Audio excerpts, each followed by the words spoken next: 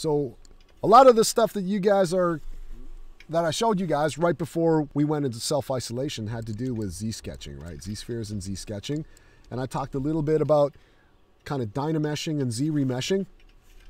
What I'm going to talk about is, first of all, how I block this sort of character out. So if you take a look at prior episodes, what I basically did, I brought in a very, very basic, now how did I start this? I think I started with just very basic geometry pieces, and I would append a second piece of geometry to build this character out.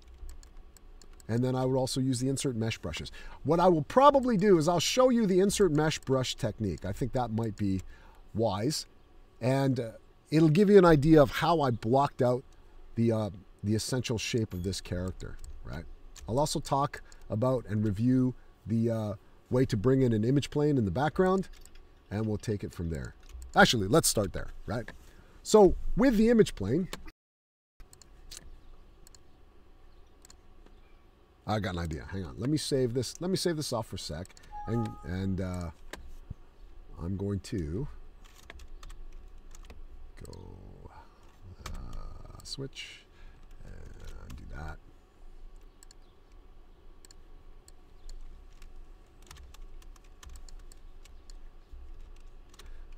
Okay. And I'm going to go to my preferences. I'm going to restore my standard UI.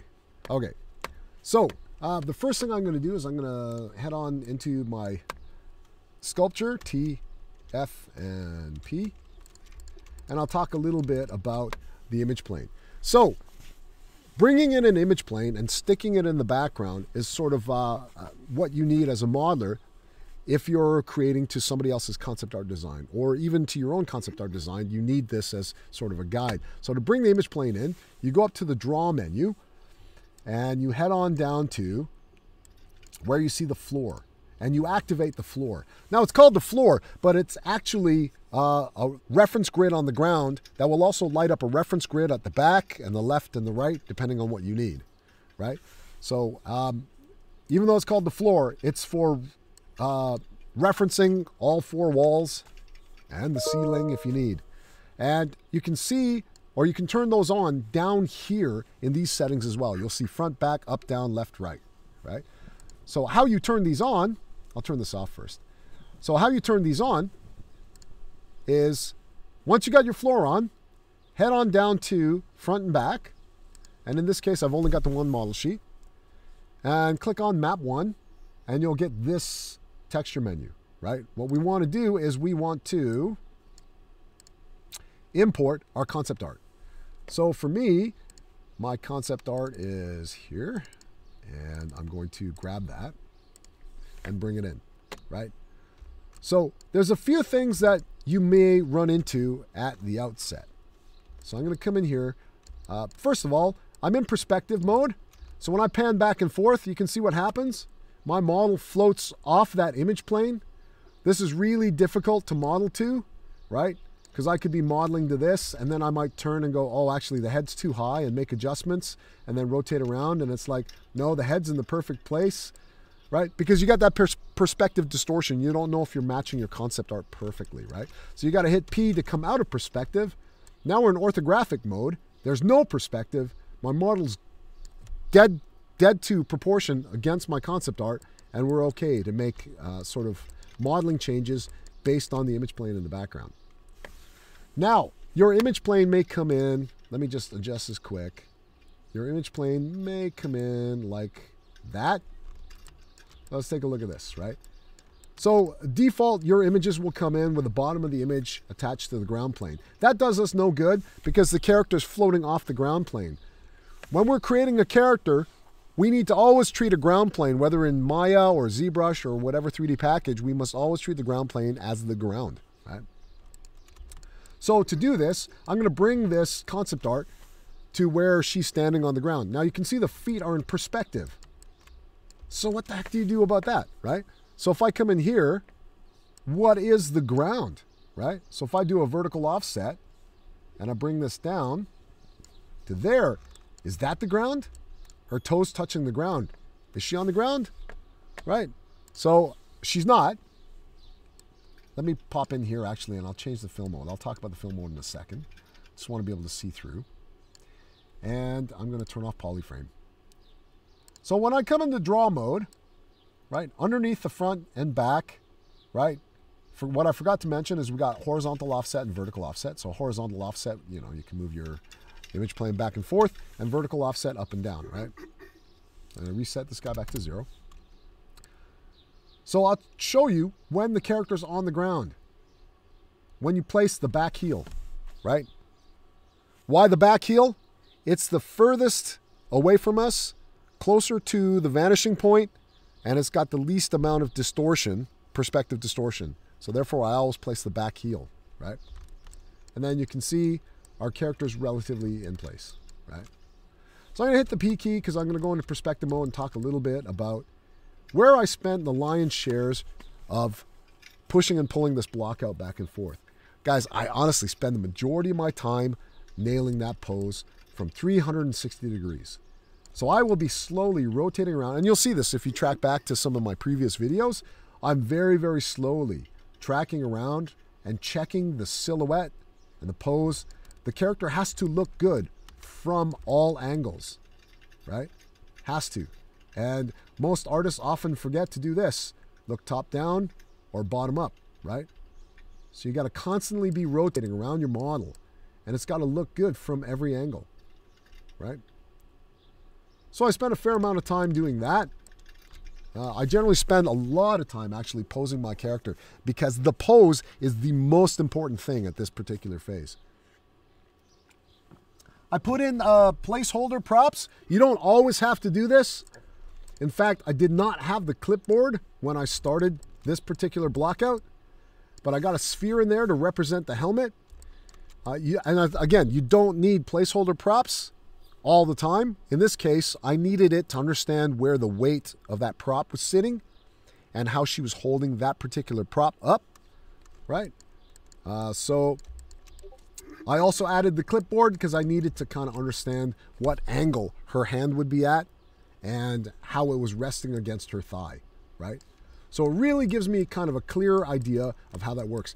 It also, once I start blocking a maquette out, it also identifies areas where I may have drawn things incorrectly. So I do the clipboard like this, but actually when you hold the clipboard at the corner, you'd probably be holding it something like this, and it'd be resting more on your leg, right? In this particular pose. So you can make a lot of creative calls and judgment calls in terms of getting the pose correct. Now, how did I adjust the pose? So this is the tricky bit, and I'll get into it, right? I used a combination of masking and the transpose tool, right? So here's how this works. I'm gonna repose the hand because I think the hand would be cupped a little bit more, just sort of in protectively underneath the helmet to prevent it from falling. So how do I do that? Well, I got a couple of different choices, right? So I'm gonna hold down the control key and I get access to the mask lasso, right? Or the mask tool rather. And if I click on the mask tool, it usually comes in sort of default, I think the default is mask rectangle, right? So you get this, right? That's the default. But if you hold down control and you left click here, you get a variety of different options here, right? And depending on what you need, you can grab what you want. So I usually use the mask lasso, right? Which allows me to do a lasso around that area, right? You can also grab the mask pen. That's another favorite of mine, which allows me to actually control left click and paint on the model. So I can paint in my mask, right? So in this case, the mask lasso works the best for me. So I'll kind of lasso the area that I need. And then I'll control click on the mask to soften it, and we'll get a nice gradient. And then I'll control click on the canvas to invert it. So why am I doing all that? Well, because I want to rotate the hand and the geometry of the hand, but I don't want to affect any of the other bits of geometry. So I've masked everything out. And in this case, it was easier for me to mask the hand and invert it. But however you get your mask to work, it's entirely up to you. So I'll talk a little bit about how to fix this arm as well. I think it'll give you another good idea of a masking technique. Now, with that area masked, if I hit the move, scale, or rotate, right, move, scale, or rotate, I get the gizmo, right? So I can move that gizmo, and I can... Oh, I've got another masked area there. One sec. I didn't know that the leg was unmasked. So I'm going to go back to my draw tool, Control-click, bring out that lasso that up, Control-click on the mask to feather it, and Control-click on the canvas to invert it, and then go into my rotate tool. Now, when I click this, go to Unmasked Mesh Center, the gizmo pops up there, right? So we're all familiar with the gizmo, but I want to introduce you guys to the Transpose tool, right? So what is the Transpose tool? The Transpose tool looks like this. I'll turn off the Gizmo 3D. It's this line. It's really, really bizarre. It's Pixelogic's own invention for move, scale, and rotate. And in the beginning, nobody liked it. Nobody liked it. Everybody, all 3D artists across the planet, myself included, were crying at Pixelogic for a gizmo tool. We're like, where's the gizmo? Why can't you just do something normal for once? Why can't you have a gizmo like in Maya or 3D Studio Max and whatever? So we got this, I think in like 2018 or one of them. But this was the original. Now I'll show you how this works. I'm going to draw a line from the tip of the fingers to the wrist. This is my transpose line, right? So how the transpose line works, I'm in rotate mode, is if I grab the outside circle, I can move the tool itself.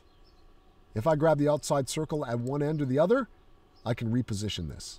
If I draw the line, it's connecting to a vertex and then connecting to another vertex on the model, right? So if I do something like this and I go, oh, I didn't grab the fingertips, I can grab the outside circle and move that over, right?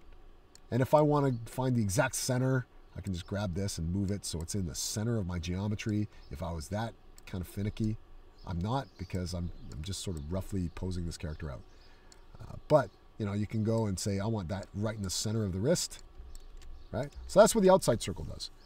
The inside circles act as a pivot point and a rotator. So if I were to grab this inside circle, you can see that I'm rotating and it's using the opposite end of the line for that operation, right?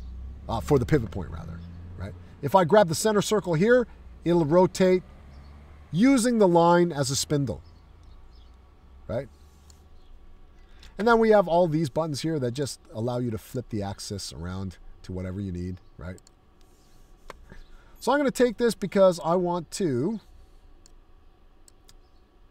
curl that hand sort of more protectively inward like that. Now, as I'm doing this, I'm thinking, well, that's kind of an awkward pose.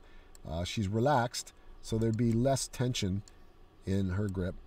So, you know, something like that. And then it might come outward a little bit. So I'm looking to really sort of relax that hand, right? That looks a little bit better than I had there originally, right? So there are different operations for move and scale as well, but if you understand rotate, you can sort of figure out what's going on with scale as well. So same thing, scale means if I grab here, I'm scaling inwards using that as my pivot point. If I grab the middle, it's a uniform scale, right? With move, you can move one end or the other to stretch things out. You can grab the center circle and move that whole thing back and forth. Again, the outside circles are to move the line itself to different positions.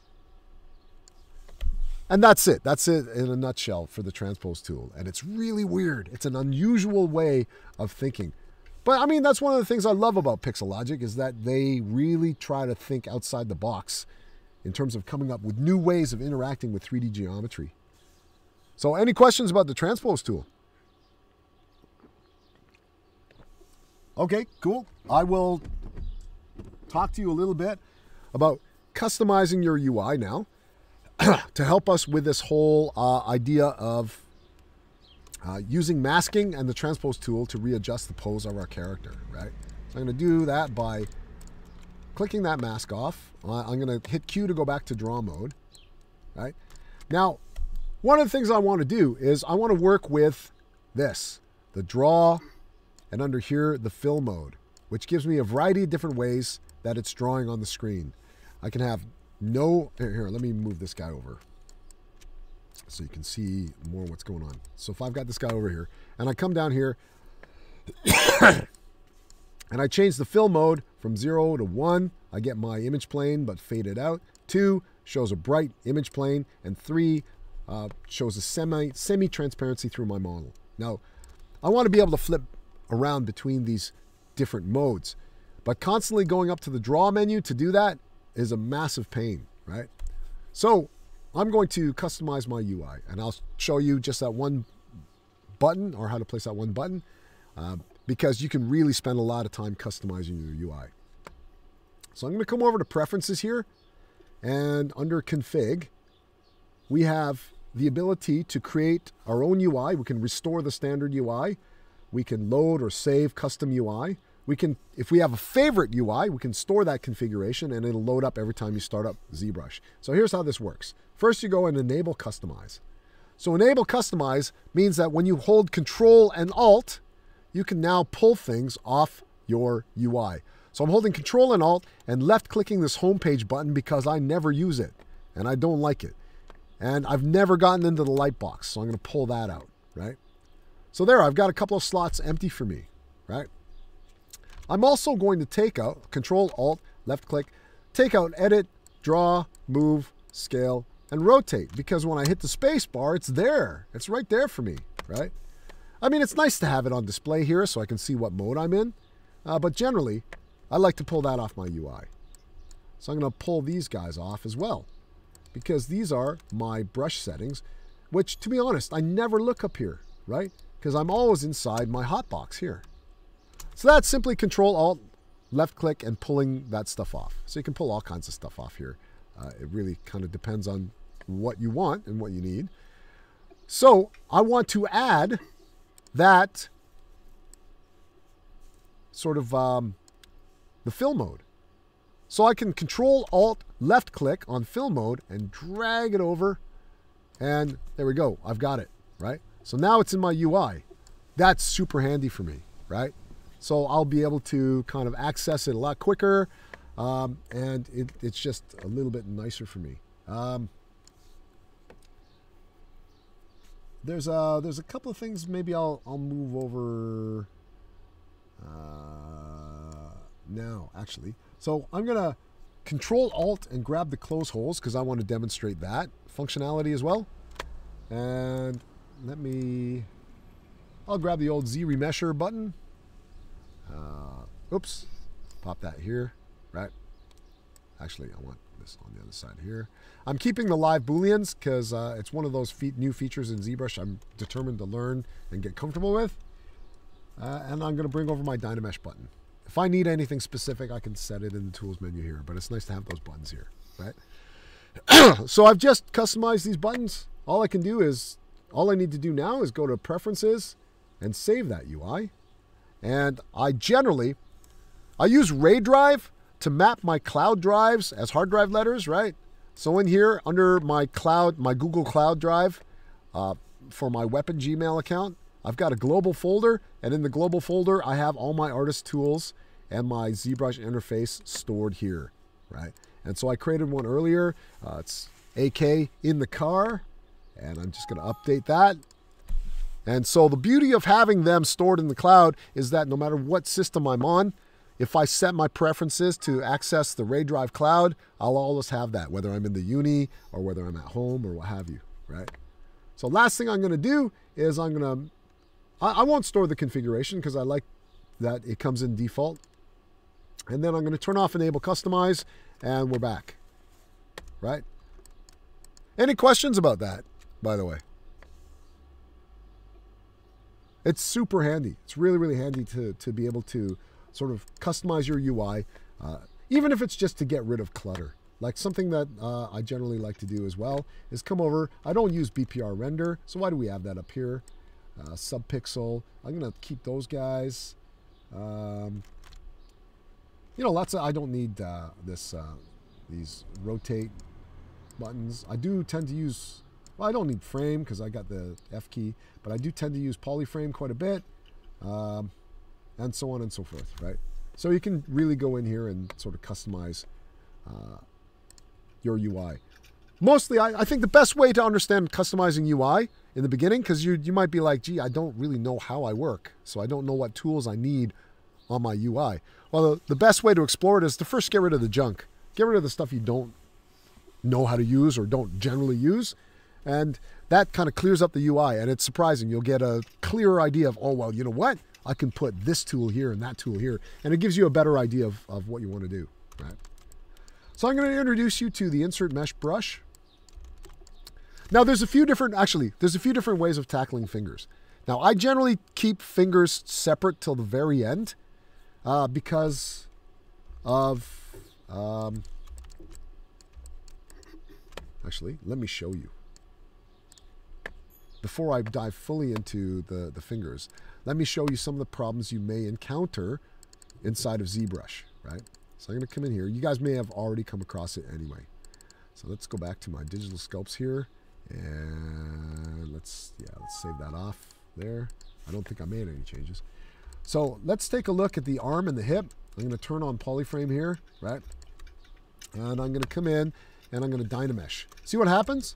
The Dynamesh algorithm jumps across and fills in the gaps, right? Now there are ways of setting the Dynamesh algorithm to keep that from happening, especially in terms of blur and resolution, right? So you can really prevent that from happening. But let's say you've done this and you don't know what to do, right? So I'll show you a quick fix for that. But this is one of the primary reasons I keep fingers separate until the last possible minute. Because if you're Dynameshing and Z-remeshing quite a bit, those fingers will just glue across.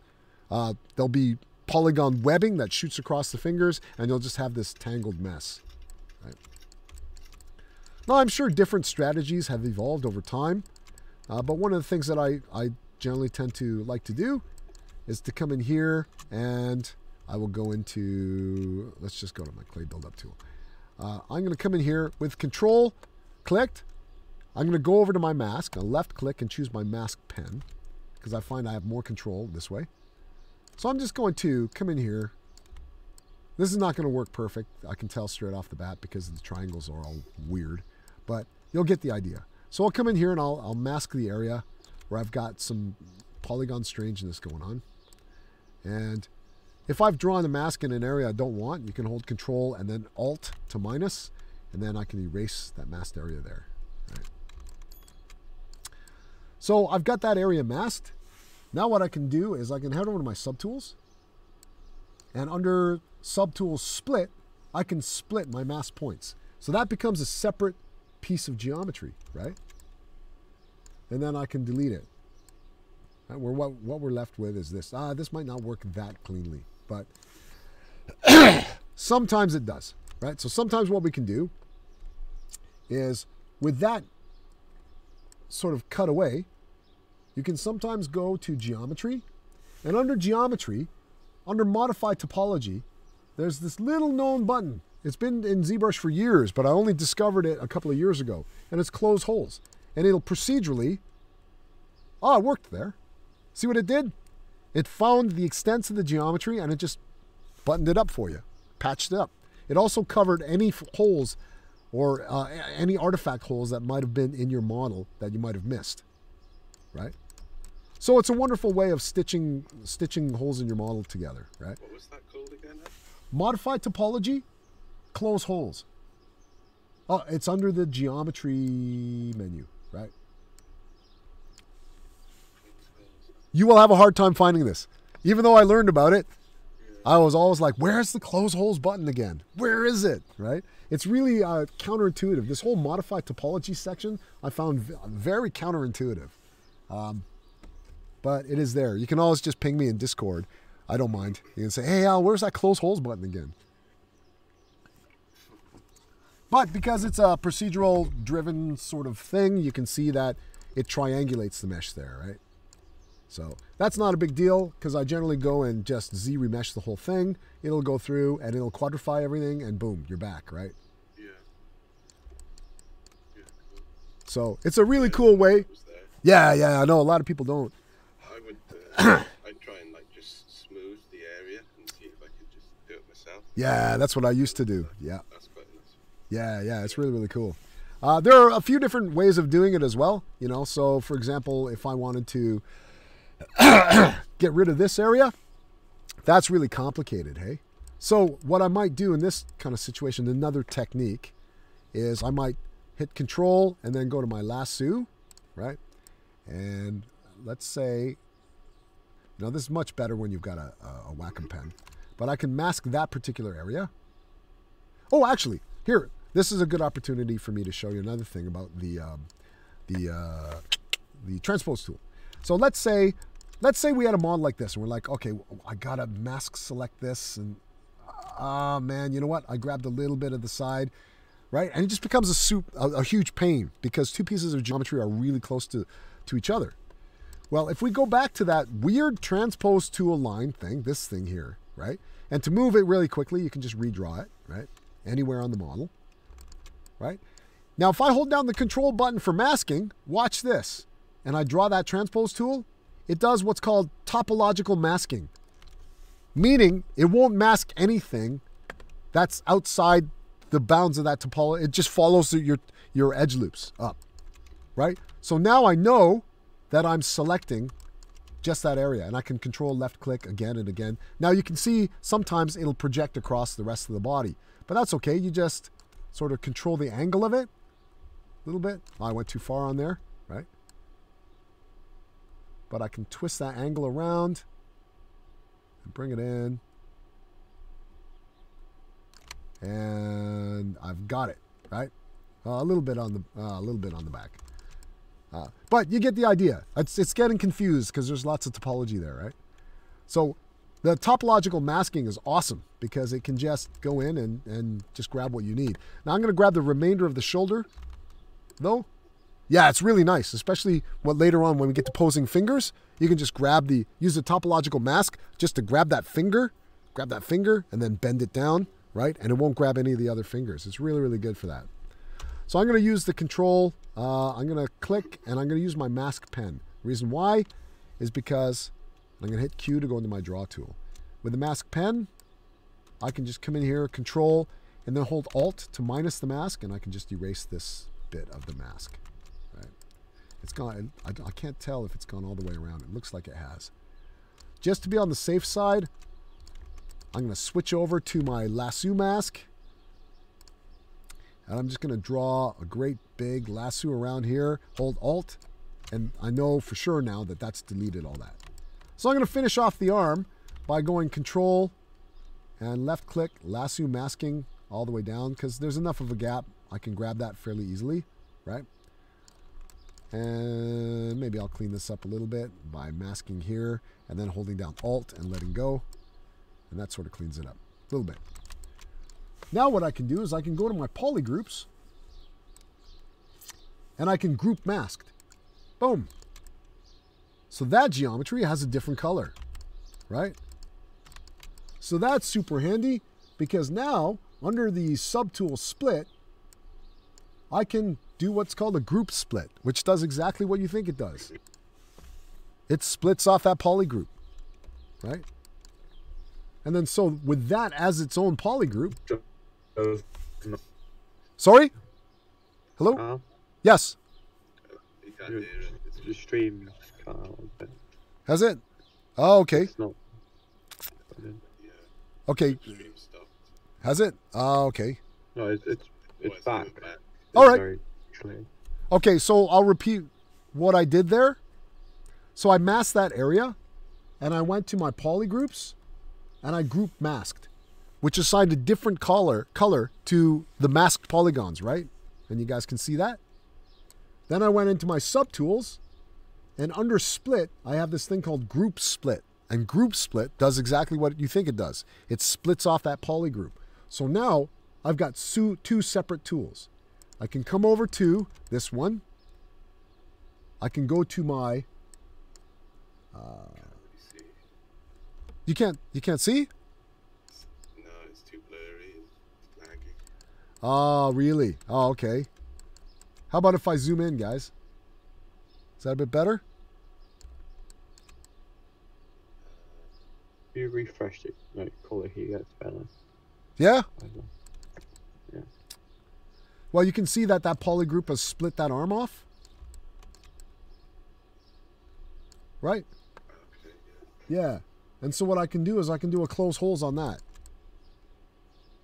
Right? Do you see what it's done? And so I can go back to the original body subtool here. And I can tidy this up a bit, right? So I can go Control, Mask Lasso here, grab all that bit, right? Because that's the bit that was sort of wet across, right?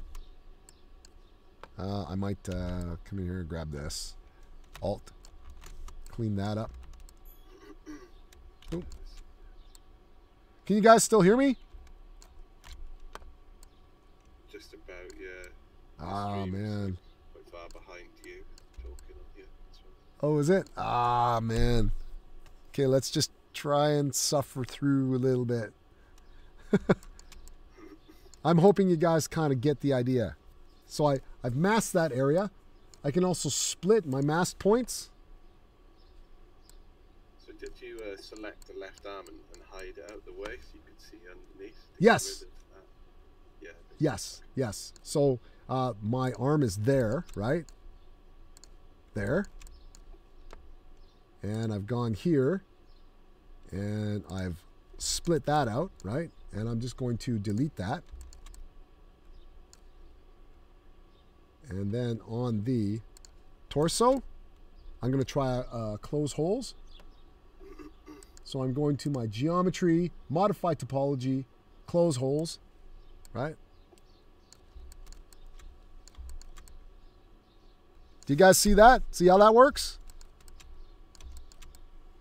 Yeah. And the gap is fixed. Now all we have to do is merge the subtools. So I can come up here and I can subtool, grab that guy, and then merge it down. Now that's one piece of geometry, right? And then we can Z remesh the whole thing. Boom. Oh, what happened there? It didn't like that. Yikes. Would you say it's worth like polygrouping each limb? I see where you're getting at. I see where you're getting at, but I never ended up using polygroups as an organizational tool. I always just ended up using it as a problem-solving tool, if that makes sense. It's not like selection sets in Maya where you kind of group items because you're constantly making and remaking polygroups anyway. Right? Yeah. But it depends on your, it depends on your workflow. I know some artists who really like that. They like to polygroup everything and work on individual pieces. I mean, you can separate everything and work on everything as separate subtools, right? It really, really kind of depends. This didn't work, so I'm gonna see what will happen if I'm gonna go over to. It's good that I get to problem solve because you guys can see how I think. So I'm gonna go up like super high resolution, and then we'll Dynamesh this guy. So that's glued it together up here, and then Z remesh it. Right, so it'll go through.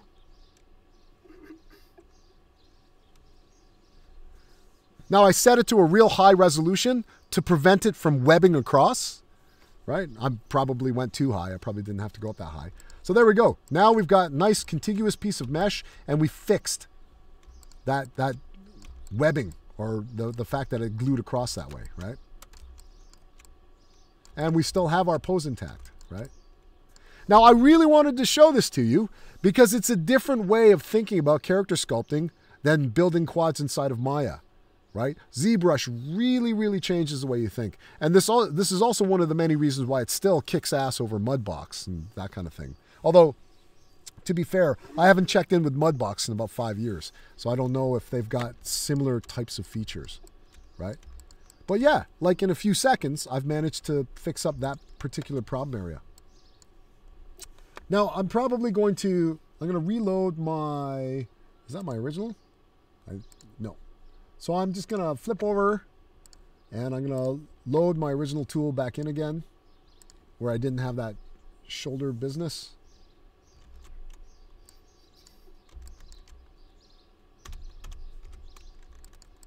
And hit Control N for you. Okay.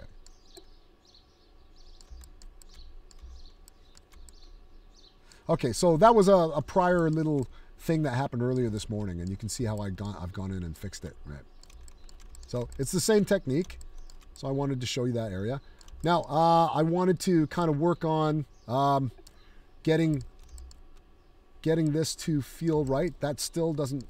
That angle on the arm doesn't really feel right.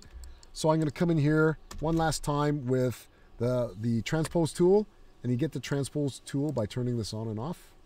I'm going to hit Control to mask, and I'm going to use topological masking and draw that transpose tool out all the way as far as I can get it, right, and adjust the angle there.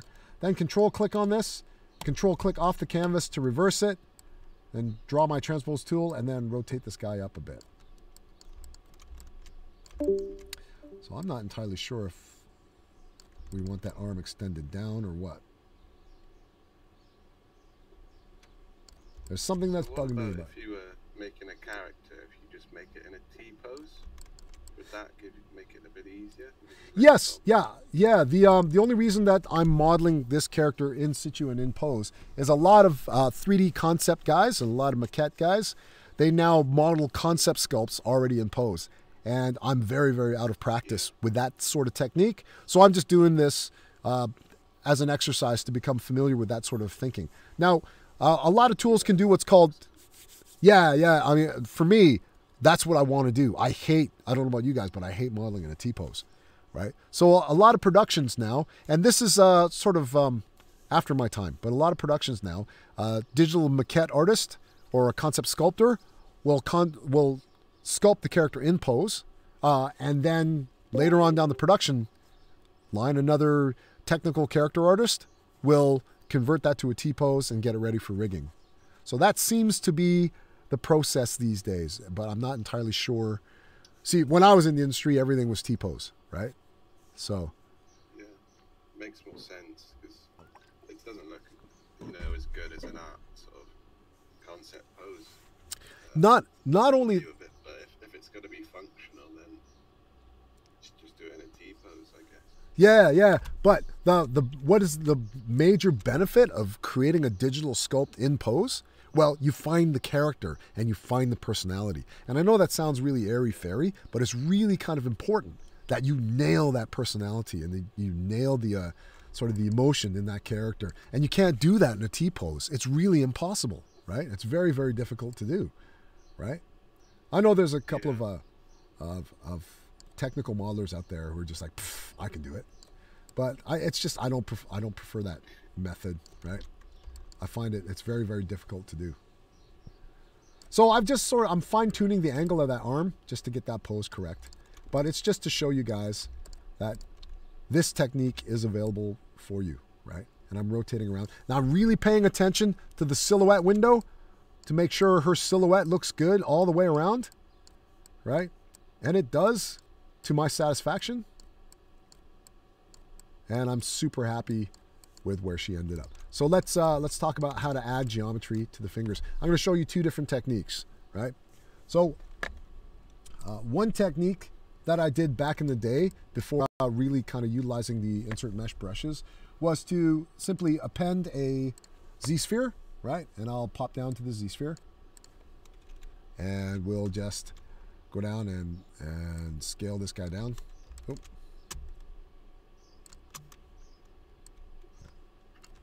And then we'll just move them over. And hit F to frame up on that Z-sphere. And so I've done this so many times. I'm sort of familiar with, or I know what I'm looking for. I'm looking for the base of that thumb, where it sits, right? And I'm scaling it down and just trying to get it into place, right? I've gone too far with the hands. Like I always make this mistake, but when you block out the hands, you sort of visualize the whole hand, fingers included, but really you're just blocking out that bit of the hand, right? So it's actually, it should be a lot smaller, but there you go. So with that, I'm going to bring my draw size down. I'm going to go back into draw mode, and I'll just draw another kind of Z-sphere and pull it out, and then another Z-sphere. And there you go. That's how I would generally block out my fingers. The benefit of this is that I could sort of move and tweak the thumb so it looks correct in terms of scale and proportion and all that kind of stuff, right? And I would generally leave the Z-spheres until the very, very end, right? So they would stay in their own sort of subtools, right? And then that way I know any kind of sculpting operation I do on this character won't damage the fingers. And I'll get the finger length, the knuckle placement, and the pose correct using this technique. When I'm ready to go, I'll come back down here to, I always get these two confused, unified skin or adaptive skin. Let's make an adaptive skin, right? So then what happens is that creates another tool. There you go. Skin Z-sphere 1. The only problem is I have to reappend it back into my main workflow. So I got to go to append, right? Find that skin Z-sphere, turn off the visibility on my original, right? And then maybe move this guy up. It's just a busy process, right? But then here, you know, we've got our geometry there, right? So I've got my geometry, and I can sort of merge it in with my main sculpt, right? So let's pop this up. Come over here. I'll do it anyway because that's a fairly decent sized thumb. Actually, before I do that, because we're here anyway, I'm going to duplicate that. Take this. I'm going to merge you down. So you're one piece of geometry. I'm going to take the other thumb and we'll get our move gizmo. I'm going to center that move gizmo and we will just... I should have mirrored this. Damn. That's okay. So when you do this and you make like lots of different, many pieces of appendage, when you Z-remesh, it'll just bring it all together? Yes. Yeah, yeah. Right, okay. Yeah, absolutely. So you can just like go wild, have as many pieces as you want. That's cool. Yeah, yeah, yep. And I generally Dynamesh first and then Z-remesh because Dynamesh does a better job of bringing all the geometry together into a single space. Dynamesh does it, okay. Yeah. So I'll show you that in just a sec here. I'm just going through and just sort of placing that thumb again. But you can see how much of a busy process that is, right? It's cool though because you get the freedom of rotating the Z-spheres around as if they were joints, which is really cool. I kind of enjoy that bit of it. So we got that. Character was in a T pose. Could you just do one and mirror it? Yes. Yeah. Because it would kind of match, but then this way it'd be more difficult. Yeah, I should have mirrored it anyway, so I knew that it was, you know, it's not gonna mirror to the location of the hand, but I know that the thumb will have flipped, and then I just need to place it and do some minor rotates. Like with this thumb, I don't know if it's been torqued too far or what. Well, actually, yeah, it's not too bad actually. But yeah, obviously with the T-pose, you would have a much easier time with mirroring operations, right? This is what you lose. This is what you lose when you model a character in pose, right? Yeah. And like I said, there's topological mirroring, but it won't work in my case because look at what my Z-remesh did, right? My topology, look at that. It's not exactly mirrored, so it won't be able to find that center line. So I've lost that opportunity, but that's all right. So I'm going to merge down. So now, right, these are all part of the same subtool, different resolutions, right? And it's still separate, right? So if I wanted to, I can Control-Shift-click on this, and I can isolate that poly group, and it's its own separate piece of geometry, right? So how do we bring it all together? Well, I'm going to go up to my Dynamesh, That's too low a resolution. You see what happens if it's too low a resolution. It just glues things across, right? In fact, this is the best case scenario of why I keep the finger separate, right? It's just gone. There's no thumb there anymore, right? But if I come down to Dynamesh and I crank that resolution right up, let's go 256, it should maintain the integrity of the geometry. I'm going to keep my eye on the thumb, actually. That's probably, yeah, you can see it's still glued it across.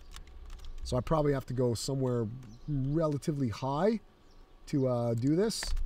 So I don't recommend going any higher than 512, right? 512 is pretty